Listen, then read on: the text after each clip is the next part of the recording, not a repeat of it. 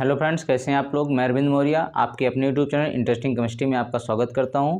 तो फ्रेंड्स, इस वीडियो में हम लोग देखने वाले हैं सॉलिड स्टेट चैप्टर के कुछ इंपॉर्टेंट क्वेश्चन जो कि एग्जाम में आ सकते हैं। ठीक है, तो फिर ज़्यादा न्यूमेरिकल जो बनता है वो एक कोष्ठिका का घनत्व और उसके बाद क्रिस्टल की मात्रा दिया रहेगा, उसमें यूनिट सेल मतलब इकाई सेलों की संख्या या फिर अणुओं या परमाणुओं की संख्या निकालने के लिए देता है। ठीक है, तो ज़्यादा जो न्यूमेरिकल आता है एग्जाम में, बोर्ड एग्जाम में यूनिट्स मतलब इस चैप्टर से ठोस से तो आता है या तो घनत्व का फार्मूला जो होता है D=ZM/A³ और या फिर क्रिस्टल की मात्रा इतना ग्राम में कितना यूनिट सेल होगा या फिर इतना ग्राम में कितना परमाणु की संख्या होगी। ठीक है, ये पूछता है, तो इस पर हम लोग न्यूमेरिकल देख लेते हैं।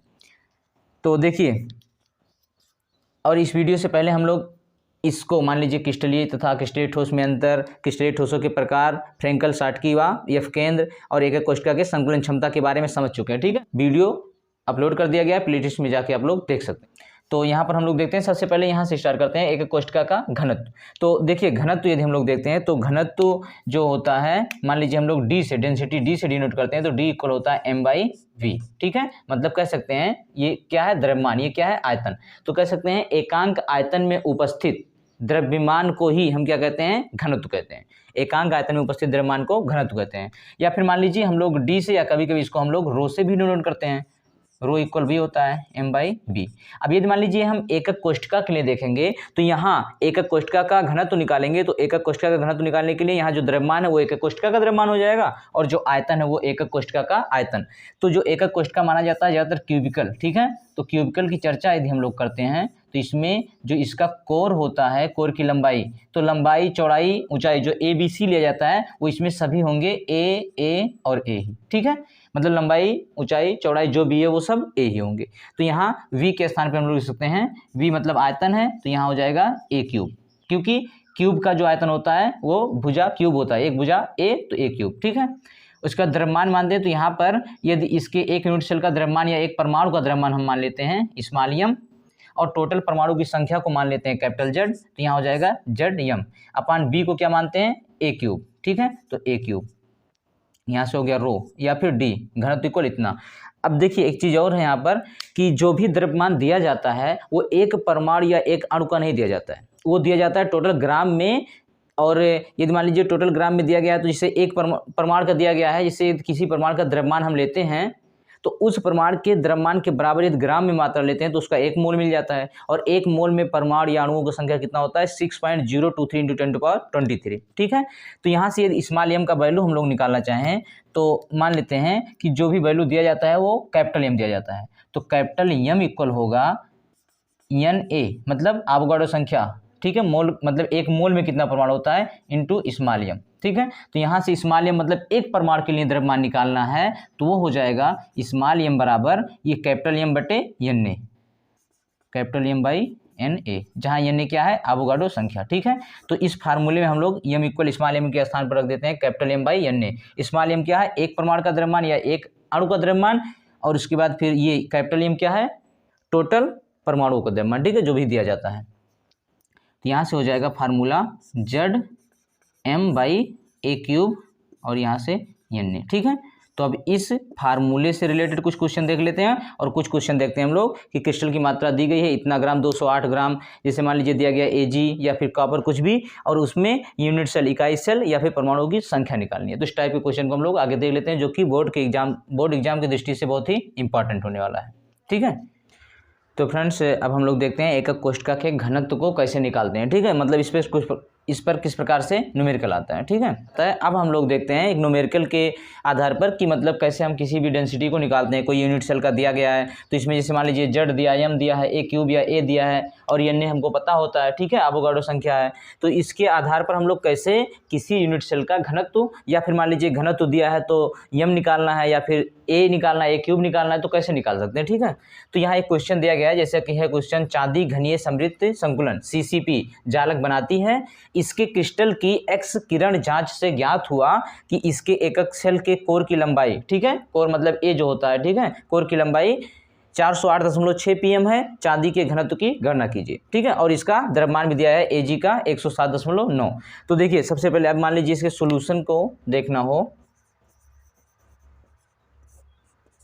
तो हम लोग सबसे पहले इस फार्मूले को लिख लेते हैं कि फार्मूले में क्या क्या दिया है और क्या हमको ज्ञात करना है। तो डी लिखें, चाहे डी इक्वल डेंसिटी या फिर रो भी लिख सकते हैं। तो रो इक्वल हो जाएगा यहाँ पर Z M upon A cube into N A क्या है, अवोगाड्रो संख्या। ठीक है, तो देखिए यहाँ पर हम लोग को निकालना है रो, इसका घनत्व निकालना है, और जेड एम ए और एन ए तो पता होता है, ये सब दिया गया है। तो कैसे दिया गया इसमें पहले समझते हैं इसको। ठीक है, तो यहाँ देखिए कह रहा है चांदी घनीय समृद्ध संकुलन, मतलब क्लोज क्यूबिक क्लोज्ड पैकिंग। ठीक है, अब क्यूबिक क्लोज्ड पैकिंग है तो इसका मान लीजिए जो जैसे FCC BCC होता है तो इसका भी उसी प्रकार से स्ट्रक्चर बनता है। और इसमें जो परमाणु की संख्या होती है इस यूनिट सेल में, जैसे मान लीजिए CCP दिया गया है तो CCP हो या फिर FCC हो, दोनों में कितने परमाणु होते हैं, 4। ठीक है, मतलब चाहे FCC संरचना बनाओ चाहे CCP बना रहा हो, क्लोज क्यूबिक क्लोज्ड पैकिंग, दोनों में परमाणु की संख्या 4 होती है। ठीक है, तो यहाँ पर दिया CCP तो हो गया, और परमाणु की संख्या मतलब यहाँ क्या जेड बता रहा है, तो जेड इक्वल हो गया कितना, 4। क्यों, क्योंकि दिया है CCP। अब CCP में 4 परमाणु होते हैं। उसके बाद यम देखते हैं, तो यम इक्वल, अब देखिए यम इक्वल यहाँ दिया गया है Ag का 107.9। तो जो Ag का द्रव्यमान दिया जाता है तो हम लोग मोल कंसेप्ट से समझ सकते हैं कि जो कोई परमाणु हो, अणु हो या फिर यौगिक हो, उसका यदि उसके द्रव्यमान के बराबर ग्राम में मात्रा ले लें तो उसका 1 मोल मिल जाता है। ठीक है, तो मान लीजिए Ag का द्रव्यमान इतना है, यदि इतना ग्राम हम ले लें Ag का तो इसका 1 मोल मिलेगा। मतलब हम कह सकते हैं कि 107.9 ग्राम पर मोल। ठीक है, अब ये ग्राम में दिया गया तो इसको हम लोग किलोग्राम में कर लेते हैं। 107.9 किलोग्राम क्या करेंगे, 10⁻³ से गुणा कर देंगे, क्योंकि ग्राम को किलोग्राम में चेंज करने के लिए 10⁻³ या फिर 1000 से भाग देते हैं तो हो जाएगा किलोग्राम पर मोल। ठीक है, उसके बाद और हम लोग देखते हैं क्या क्या दिया गया है। तो ये जेड हो गया, यम हो गया, उसके बाद हमको ए क्यूब चाहिए तो ए दिया गया है। ठीक है, ए मतलब कोर की लंबाई दी गई कितना, 408.6 pm, पिकोमीटर में है। अब पिकोमीटर में हम लोग चेंज कर लेते हैं पिकोमीटर को, जैसे यहाँ पर ग्राम को किलोग्राम में किए हैं तो पिकोमीटर को हम लोग कर लेते हैं मीटर में। ठीक है, तो पिकोमीटर को मीटर में करने के लिए 408.6 गुणे 10⁻⁻12 से गुणा कर देते हैं। अब ये हो गया हमारा मीटर में। ठीक है, अब ए मिल गया, हमको चाहिए क्या, ए क्यूब, मतलब इसका आयतन चाहिए, ये कोर की लंबाई है तो आयतन निकालने के लिए ए क्यूब कर देंगे। यहाँ ए क्यूब करेंगे तो जो वैल्यू है उसका भी क्यूब हो जाएगा, तो 408.6 गुणे 10⁻12 मीटर का क्यूब। ओके, उसके बाद अवोगाड्रो संख्या एन है तो ये हमको पता ही ऑलरेडी। ठीक है, 6.023 × 10⁻23। तो अब कुछ नहीं करना है, बस इसी वैल्यू को इसमें पुट कर देना है, फार्मूले में रख देना है। ठीक है, तो यहाँ रो मतलब घनत्व हमको निकालना है, तो रो या फिर डी भी लिखते हैं कहीं कहीं, उससे कोई दिक्कत नहीं है। तो जेड इक्वल कितना दिया है, 4 इंटू यम कितना दिया है, 107.9 गुणे 10⁻³ ठीक है, और नीचे ए क्यूब कितना, 408.6 गुणे 10⁻12 का क्यूब। ठीक है, और गुणे फिर क्या आगे एन का वैल्यू रख देते हैं 6.023 × 10⁻23। ठीक है, तो बस अब इसको सॉल्व कर लेना है, जो भी गुणा भाग करना है करके डायरेक्ट हम आंसर लिख देते हैं। आप लोग अच्छे से सब में सॉल्व कीजिएगा। ठीक है, प्रोसेस यही रहेगा कि मतलब क्या क्या दिया है, कैसे हम लोग को घनत्व निकालना है।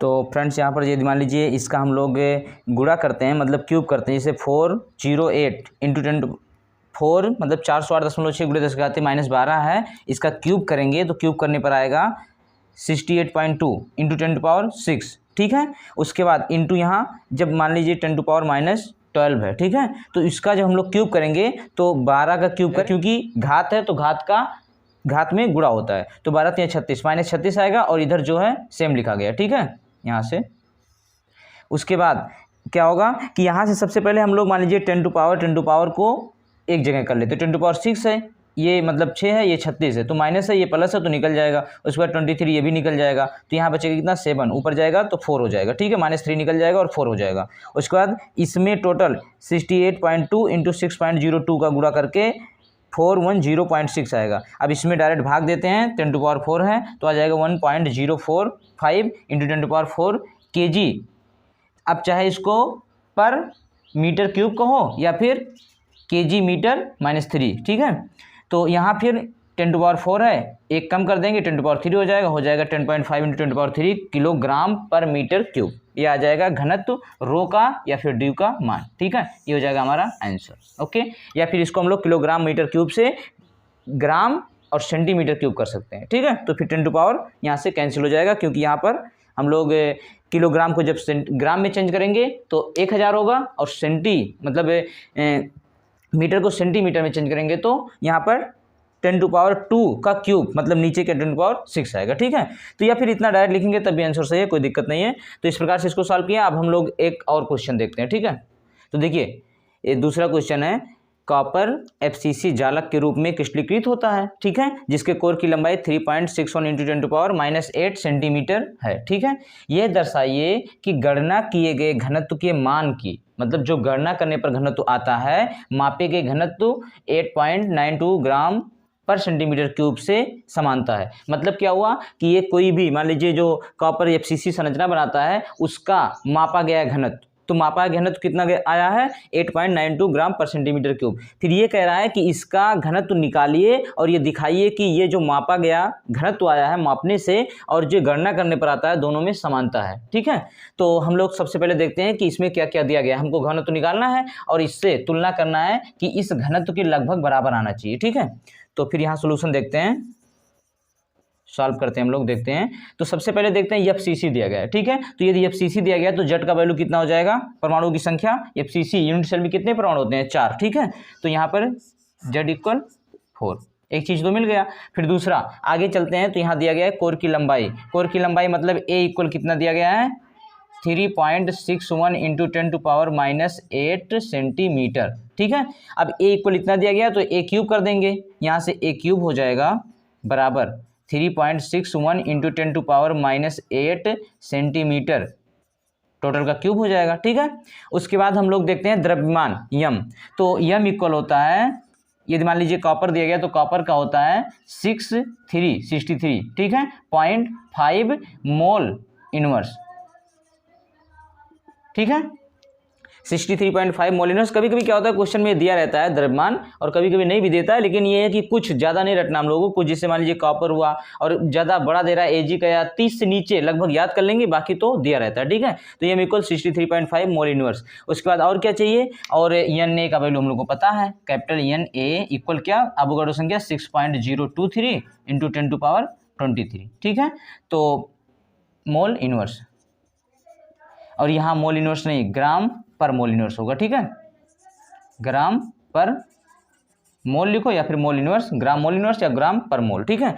तो अब इसको हम लोग क्या करते हैं, Z दिया है, A भी दिया है, ठीक है, A³ हो गया यम Na। तो यहाँ पर हम लोग घनत्व निकालते हैं। तो घनत्व अभी हम लोग फार्मूला देख चुके हैं, रो = क्या होता है ZM/A³ इंटू Na, ठीक है। अब इस पर वैल्यू रख देते हैं, Z = कितना है 4 इंटू यम = कितना दिया गया है, यम = दिया गया है 63.5 ग्राम पर मोल, 63.5 ग्राम मोल इनवर्स कर देते हैं, ठीक है, या पर मोल करते हैं, कोई दिक्कत नहीं है। फिर नीचे A³ A का वैल्यू कितना है, A³ डायरेक्ट लिखते हैं, तो 3.61 इंटू 10⁻⁸ सेंटीमीटर का क्यूब, ठीक है। उसके बाद आगे क्या है, Na 6.023 इंटू 10⁻23 मोल इनवर्स, मतलब पर मोल, ठीक है। तो अब कुछ नहीं करना है, इसको हम लोग सॉल्व कर लेते हैं और सॉल्व करने पर देखते हैं कि कितना वैल्यू आता है, क्या इससे कुछ मैच कर रहा है, नियर अबाउट, लगभग, एग्जैक्ट जरूरी नहीं है लेकिन लगभग आना चाहिए, ठीक है। तो अब हम सॉल्व करके डायरेक्ट रख देते हैं, आप लोग खुद से सॉल्व करोगे, ओके।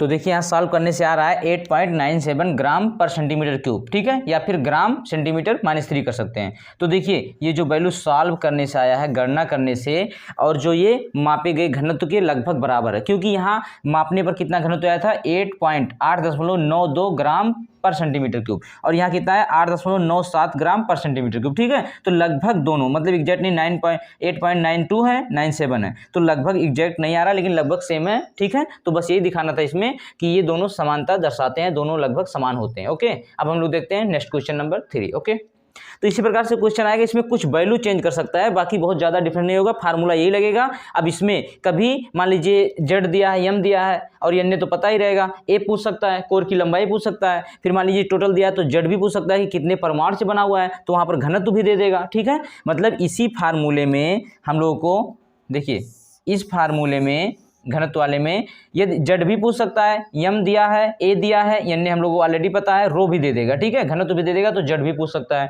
या फिर मान लीजिए जेड दिया है, ए दिया है, रो दिया है, एन पता है तो यम भी पूछ सकता है। तो बस इसी में इधर उधर करके हम लोग पक्षांतर करके वैल्यू निकाल देना होगा। ठीक है, और यहाँ पर हम लोग सेंटीमीटर में सभी दिए गए थे, इसलिए हम लोग सेंटीमीटर से मीटर में चेंज नहीं किए हैं। पिकोमीटर होता तो उसको सेंटीमीटर में कर लेते। ठीक है, तो जिसमें वैल्यू दे रहा है या फिर दिया जाएगा उसमें सेम सभी में रखना है, सेंटीमीटर में सभी सेंटीमीटर में जिनका जरूरत है, और जो मान लीजिए किलोग्राम में है तो हम लोग मीटर में कर लेंगे इस प्रकार से। ठीक है, पिकोमीटर है तो भी चेंज कर लेंगे। ओके, अब हम लोग देखते हैं तीसरा क्वेश्चन।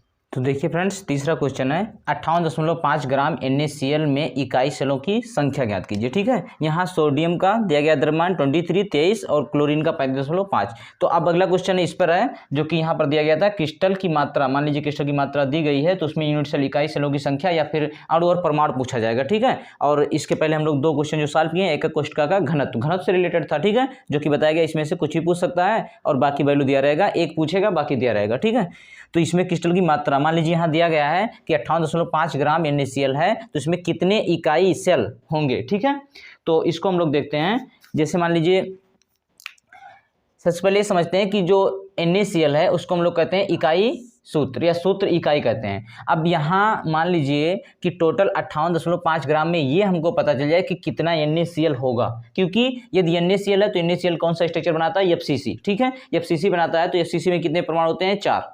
तो मतलब क्या हुआ, एक यूनिट सेल यदि NaCl का है तो उसमें 4 NaCl होंगे। ठीक है, 4 NaCl होंगे, और टोटल कितना NaCl है ये पता चल जाए 58.5 ग्राम में तो हम लोग निकाल सकते हैं। ठीक है, तो यहाँ से हम लोग देखते हैं सोल्यूशन को।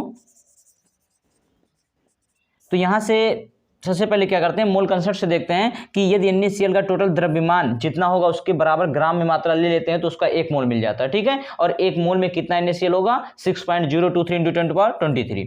तो यहाँ से देखते हैं हम लोग कि NaCl का द्रव्यमान, ठीक है, NaCl का द्रव्यमान बराबर Na का द्रव्यमान और प्लस Cl का, तो 23 और प्लस 35.5 इक्वल कितना आ गया, 58.5। अब मतलब क्या हुआ, NaCl का द्रव्यमान 58.5 हुआ, 58.5 ग्राम यदि हम ले लें तो इसका 1 मोल मिलेगा।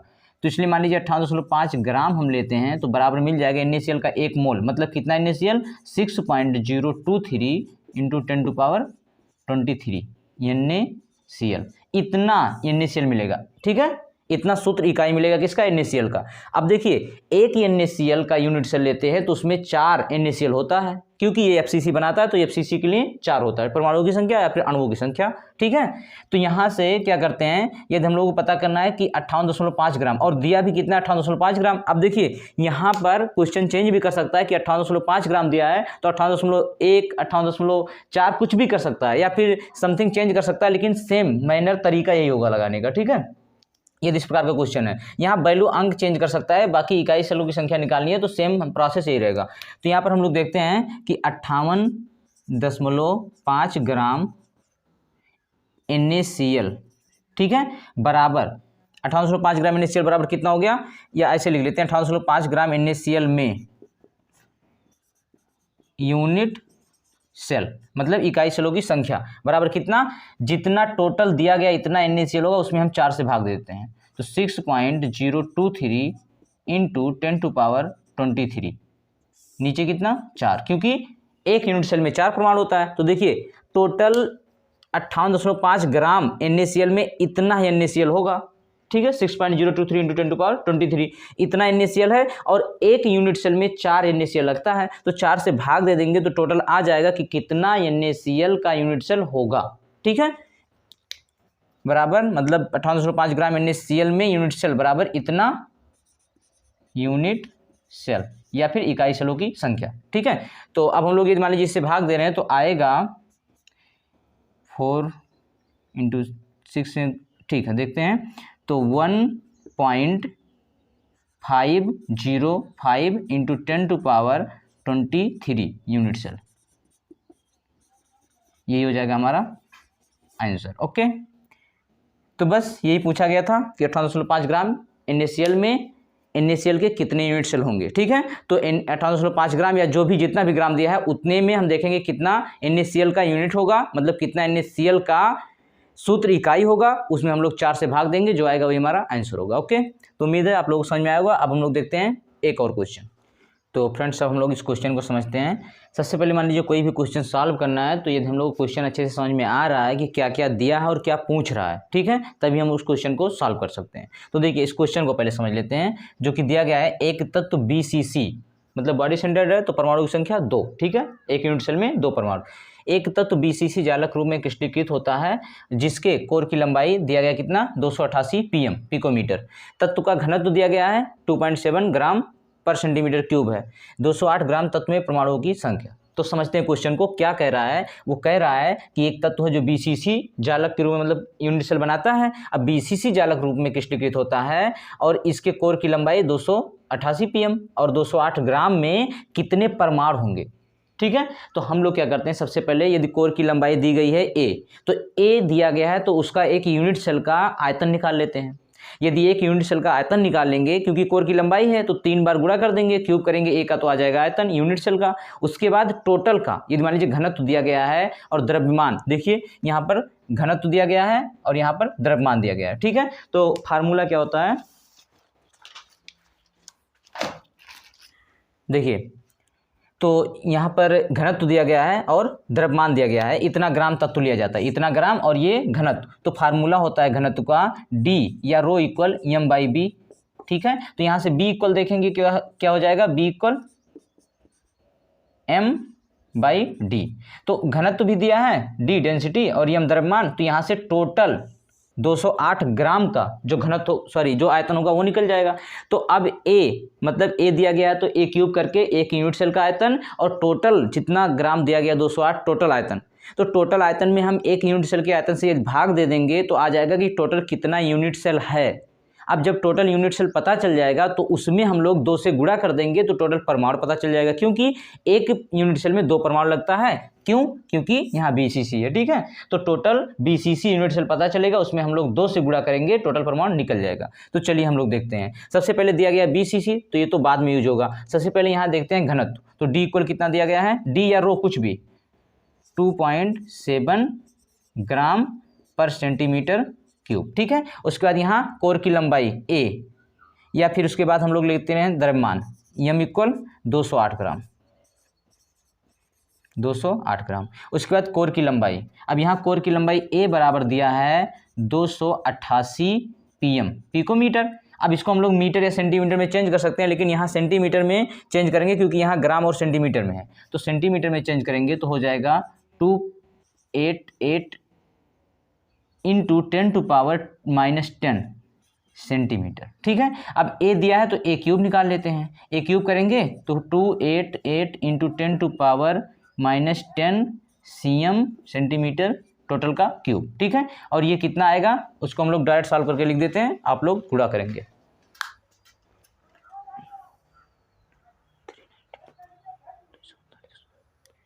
तो यहाँ आएगा इसका 3 बार गुणा करने से 2.39 इंटू 10⁻⁻23 तो सेंटीमीटर क्यूब। ठीक है, ये आ गया A क्यूब। अब एक यूनिट सेल का आयतन हमें पता चल गया।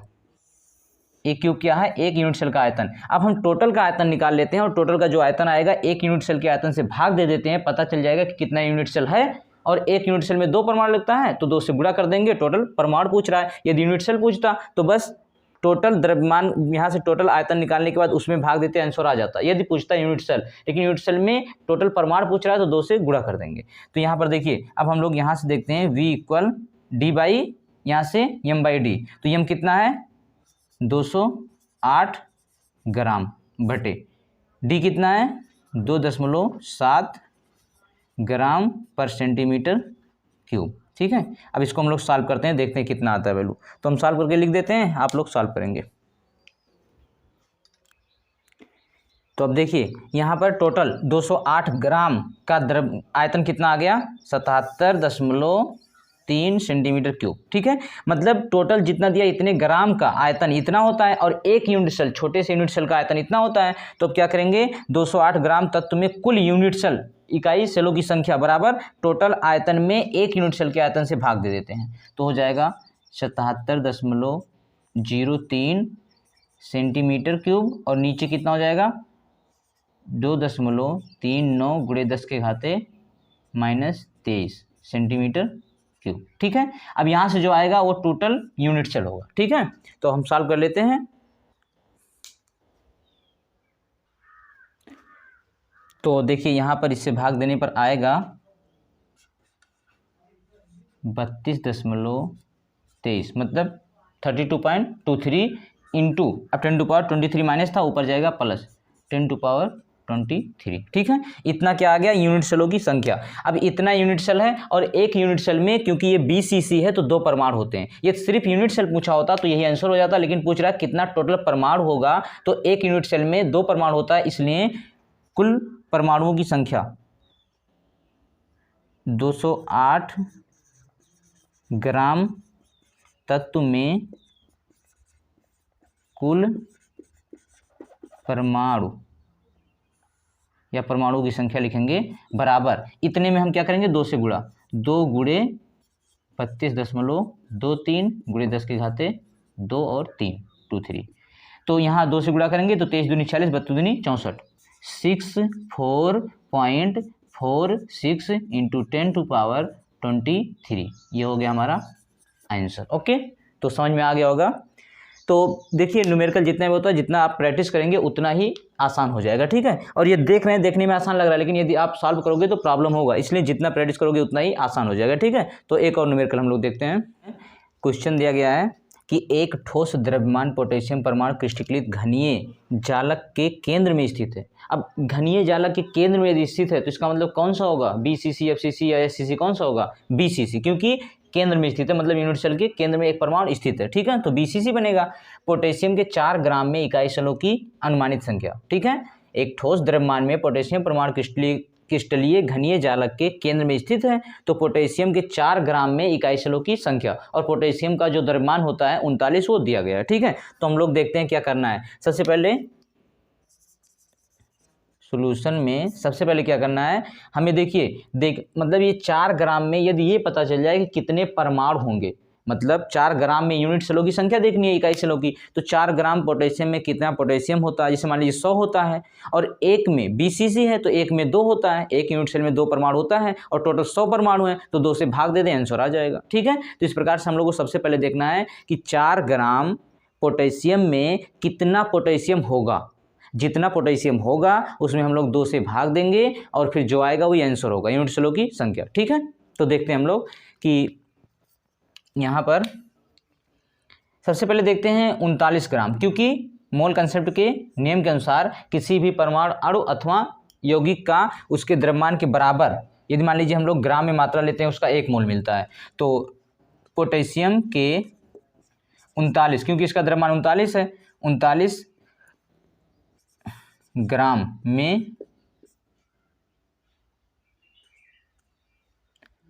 पोटेशियम परमाणु बराबर कितना, 1 मोल, मतलब 6.023 इंटू 10⁻23। ठीक है, इतना परमाणु होगा पोटेशियम का। अब दिया कितना है 4 ग्राम, तो 39 ग्राम में इतना होता है, तो हम लोग 1 ग्राम में देखते हैं पहले।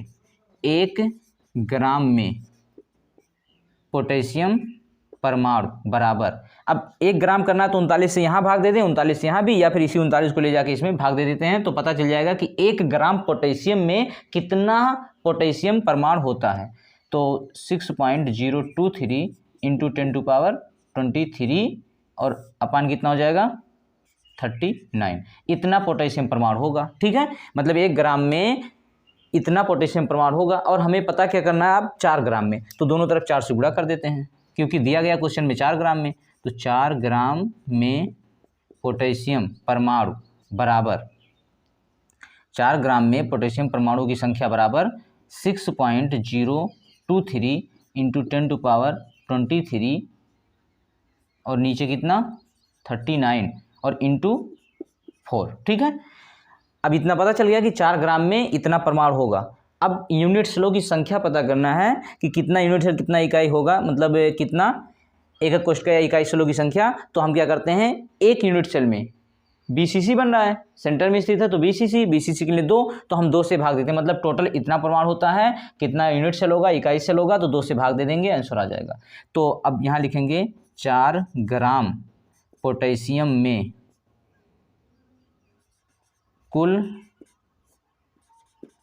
यूनिट सेल बराबर कितना, यहाँ 4 है, 4 को पहले लिख देते हैं, 4 × 6.023 × 10⁻23 अपान कितना 39, तो पहले से था, इंटू 2, ठीक है। तो 2 से इसको कैंसिल करेंगे तो कितना, यहाँ 2 आ जाएगा। उसके बाद फिर इससे 2 से गुणा करके और 39 से भाग देते हैं, तो देखते हैं आंसर कितना आता है।